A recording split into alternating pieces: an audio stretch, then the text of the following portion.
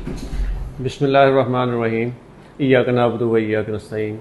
मैं हूं जाहिद इकबाल और आप देख रहे हैं मेरा YouTube channel Zahid astrology point.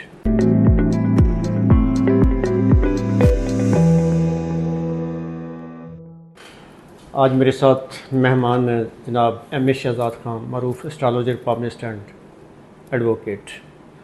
तो आज हम जिस टॉपिक पे गुफ्तगू करने जा रहे हैं वो है कि 2026 कैसा रहेगा, मुख्तलिफ हवालों से, पाकिस्तान और पूरी दुनिया के हवाले से। जनाब एम ए शहजाद खान। बिस्मिल्लाहिर्रहमानिर्रहीम। इन्नल्लाह यामुरु बिल अदली वल एहसान। बेशक अल्लाह हुक्म देता है इंसाफ करने का और एहसान करने का। हाँ सर, स्पेशली 2026 को डेंजरस साल कहा जाता है और सूरज का साल कहा जाता है। तो क्या कुदरती आफात के हवाले से ये साल मुल्क पाकिस्तान या दुनिया के लिए कैसा रहेगा? बिस्मिल्लाहिर्रहमानिर्रहीम। लेकिन 2025 है, उस तमाम डिजिट्स को काउंट करो तो वो 9 बनता है। वो मरीख का साल था। मरीख इस साल 2025 में बहुत ज़्यादा उसने नुकसान दिए, जंगें भी हुई और अभी भी जारी व सारी हैं। पाकिस्तान और अफगानिस्तान की कशीदगी है और 2026 है उसमें भी कुछ मैं देख रहा हूँ मामला ठीक नहीं है। 2026 है, तमाम डिजिट्स को काउंट करें तो 10 बनता है और सिफर की वैल्यू नहीं। एक नंबर है ही सूरज का। सूरज लॉर्ड है, उसके इर्द गिर्द सारे सितारे घूमते। तो 2026 में पहली बात तो ये है कि मार्च तक, जो मार्च है उस वक्त तक तो 3 सितारे तो रेक्टोग्रेट है। अभी भी जो अगर हम प्रोग्राम कर रहे हैं ना, इसमें ज़ोहल रेक्टोग्रेट है जिसने 28 नवंबर को सीधा होना है। नेपच्यून रेक्टोग्रेट है, यूरेनस रेक्टोग्रेट है। नवंबर के महीने में 5 नवंबर को मरीख ने गुरूब होना है। फिर 11 नवंबर को जो है वो जुपिटर ने, मेरे ख्याल से जुपिटर ने ही, डेट शायद मैं आगे पीछे ना कर दूँ, नवंबर में जुपिटर जो है वो रेक्टोग्रेट हो रहा है। और ये 2026 में जुपिटर ने सीधा होना मार्च में। मरीख राइज होगा मार्च में। उसके बाद जो यूरेनस है वो भी मार्च में सीधा होगा। अब मार्च तक तो मैं मुल्क, पाकिस्तान हो या दुनिया हो, उसमें मैं कशीदगी देख रहा हूँ, सियासी हवाले से, जंगी हवाले से। और पाकिस्तान इंडिया की बयानबाजी शदीद होगी। वो उल्टे उल्टे इल्ज़ामात लगाएगा, पाकिस्तान उसका जवाब देगा ठोक के।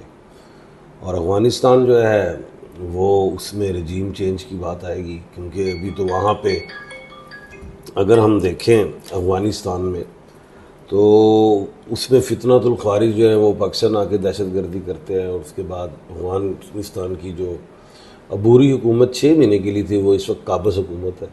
इसकी चेंजिंग का मामला आएगा। यूएनओ, अमेरिका और कतर इसमें होगा मामलात को, ताकि उधर चेंजिंग आए। लेकिन उधर इंडिया जो है वो इसको चेंजिंग को होने नहीं देगा, पंगेबाजी करेगा, यानी कि लड़ाई झगड़ा बढ़ेगा। और मार्च तक काफ़ी, मैं समझ रहा हूँ, अफ़गानी काबिज़ हुकूमत के जो उनके गुरीला फ़ौज है वो जहन्नुम हासिल होंगे।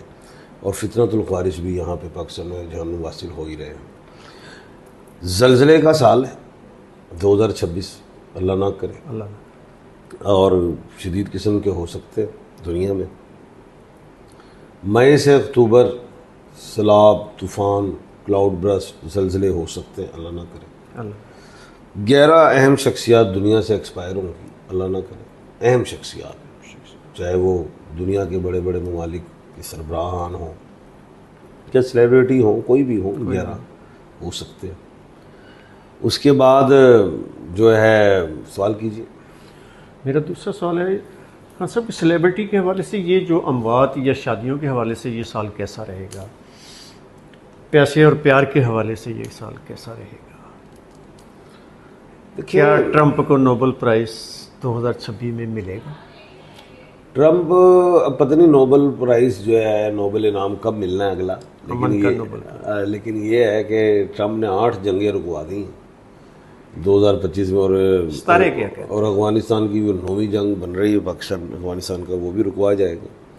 और जो यूक्रेन वाला मामला भी है, 10 हो जाएंगी। तो मैं समझता हूँ कि ट्रंप को इनाम तो अगला मिलेगा, जब भी उनकी वो नोबल नेक्स्ट जब भी वो आएगा मामला, उसमें ट्रंप को मिल जाएगा। अब आ जाते हैं शख्सियात की, अहम शख्सियात दुनिया में। मोहब्बत के हवाले से बिल्कुल काफ़ी रिश्ते टूटेंगे, काफ़ी जुड़ेंगे।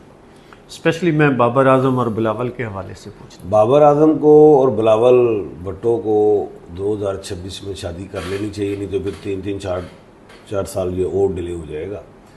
और बाबर और बिलावल जो है, इन दोनों के लिए सूटेबल अल्फ़ाबेट्स हैं वो S है, N है, W है, Z है, ये हो सकते हैं। अभी एक रिश्ता ख़राब भी हुआ है मेरे ख्याल से शोएब मलिक का, शेख मलिक और पहले वो सानिया मिर्ज़ा से हुई थी, वो SS थे। फिर अब पता नहीं कोई सना है, जी हाँ। वो भी SS है। तो मैं ये कहूँगा कि सेम अल्फ़ाबेट वाले आपस में शादी ना करें, वो फिर उसमें प्रॉब्लम्स आ जाती हैं, झगड़े बढ़ते हैं। तो बाबर भी B से शादी ना करे, बिलावल भी B से ना करे, बाकी जो मैंने अल्फ़ाबेट बताए S, N, W, Z इनमें करें, और इन पे चांस आता है। क्या सर ये रशिया यूक्रेन वार के चांसेस हैं कि ये इसी तरह चलती रहेगी 2026 में? मार्च तक तो तूल रह सकता है, तूल पकड़ेगी, और दुनिया में ये जहाँ जहाँ जंगें हैं तूल पकड़ेंगी। मार्च के बाद इसमें कुछ बेहतरी आएगी। फिर एक बात और बता दूं, कोई और मुल्क भी आपस में लड़ाई कर सकते हैं दुनिया में, और जो भी 2026 में लड़ाई शुरू करेगा तो उसमें नुकसान ज़्यादा होगा। वो ये नहीं होगी एक आधे दिन की जंग, लंबी और बड़ी बड़ी। उसमें मैं सोच रहा हूँ कि अल्लाह ना करे मिज़ाइल्स का इस्तेमाल हो सकता है। क्या ये इसराइल और फ़लस्तीन का मसला ट्रंप साहब हल करवा देंगे 2026? देखिए जी, दुनिया के इससे कोई बड़े चौधरी हैं, चौधरी साहब हैं, और वो जिस चीज़ पे वो हाथ रखते हैं वो जीत जाते हैं, इसमें तो कोई बात नहीं है। अब ये ज़रूर है कि इसराइल जो है वो बीच में कुछ ना कुछ हरकत करता रहेगा, लेकिन 2 रियासती हल जो है 2026 में हो ही जाएगा। अच्छा, मेरा अगला सवाल है कि क्या 2026 में कुछ मुल्कों के तख्ते उल्ट दिए जाएंगे? बहुत बड़ा सवाल है आपका। बिल्कुल दो ऐसी रियासतें जो होंगी जहाँ पे लोग कब्ज़ हैं, और मैं ये समझता हूँ, डिक्टेटरशिप है। हाँ, मैं ये समझता हूँ कि जहाँ अवाम चाहती है कि जी हमारी मर्ज़ी के नुमाइंदे हों, हमारी मर्ज़ी के हुक्मरान हों, मैं समझता हूँ कि कम अज़ कम 6 तख्ते उल्टेंगे दुनिया में। किन मुल्कों के लिए ये साल बेहतर रहेगा, देखिए या अल्फ़ाबेटिकली किन? ऑस्ट्रेलिया ठीक रहेगा, अमेरिका भी ठीक ही रहेगा, कनाडा ठीक रहेगा, यानी कि पैसिफिक ओशन और अटलांटिक ओशन बेहतर है। ज़्यादा जो मामला उलझेंगे, जो ख़राब होंगे, वो एशिया में है ज़्यादा। बहुत शुक्रिया खान साहब, आपने हमें कीमती टाइम दिया और हमें कीमती मालूमात से आगाह किया कि किस तरह 2026 में इंसानियत पे असरअंदाज होंगे। उम्मीद है आपको हमारा प्रोग्राम पसंद आया होगा। इंशाल्लाह नेक्स्ट मुलाकात होगी कल के प्रोग्राम में। अल्लाह हाफ़िज़। अल्लाह हाफ़िज़।